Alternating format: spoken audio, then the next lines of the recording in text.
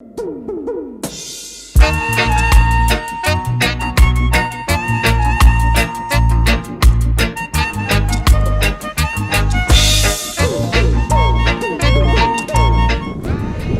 är vi återigen på Draklanda och Siam har en liten paus här efter att vi har kört lite reverse här, och han har den absolut minsta skärmen vi kunde hitta. Och vi får hålla i Siam hela tiden för han lyfter hela tiden. Det är lite kul. Exakt.